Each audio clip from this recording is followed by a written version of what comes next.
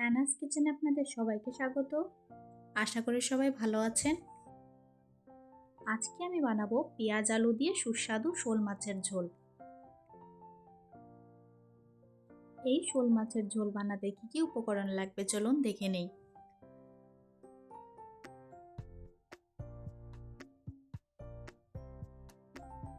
নিয়েছি আলু, বড় করে কাটা পেঁয়াজ, হলুদ গুঁড়ো, লঙ্কা গুঁড়ো, জিরে গুঁড়ো,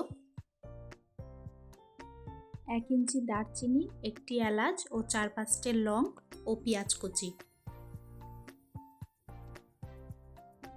প্রথমে মশলাতে জল দিয়ে গুলে রাখবো। আমি আজকে 5 পিস শোল মাছ নিয়েছি। ভালো করে ধুয়ে পরিষ্কার করে নুন, হলুদ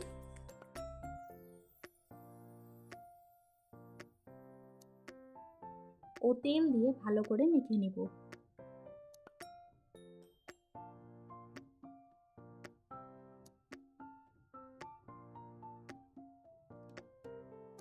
কড়াইতে মাছগুলো ভাজার জন্য পরিমাণ মতো তেল দিয়ে দিব।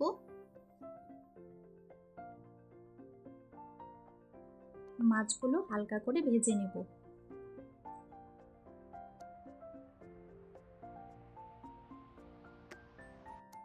মাছগুলো ভাজা হয়ে গেছে।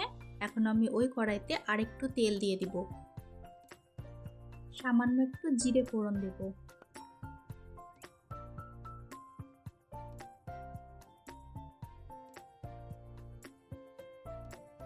এরপর গোটা গরম মশলাগুলো ছেড়ে দিব।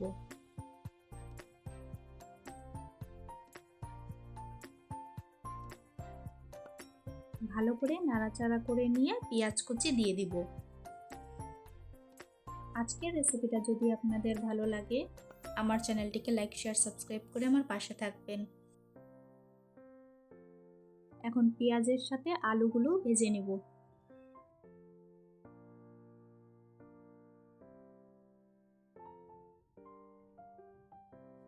পেঁয়াজ ও আলু ভালো করে ভাজা হয়ে গেছে।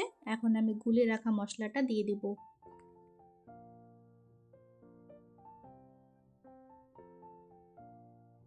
এখন তেল ছাড়া অবধি কষাতে থাকবো।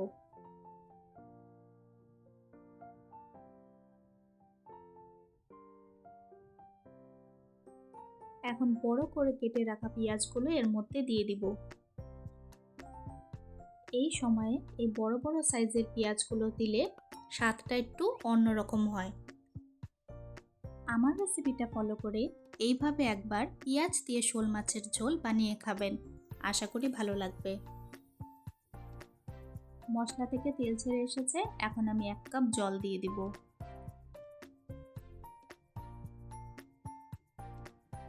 আমি এখানে গরম জল ব্যবহার করেছি।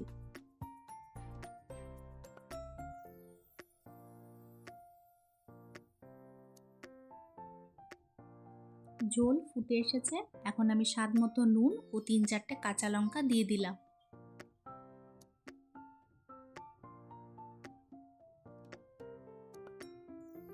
ভালো করে নাড়াচাড়া করে নিয়ে ভেজে রাখা মাছগুলো ছেড়ে দিব।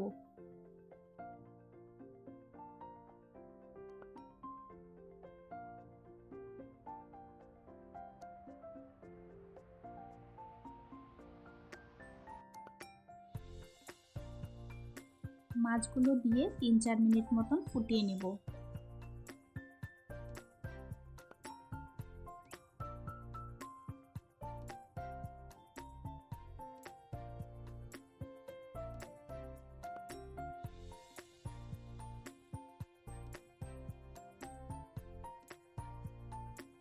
এখন 1/4 টিস্পুন গরম মশলা গুঁড়ো দিয়ে দিব।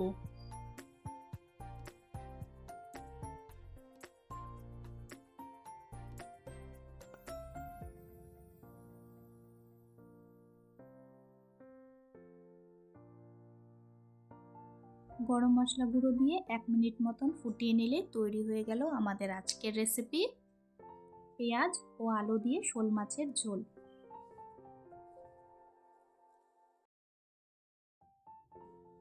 আজকের ভিডিও দেখার জন্য আপনাদের সবাইকে অনেক ধন্যবাদ। সবাই খুব ভালো থাকবেন।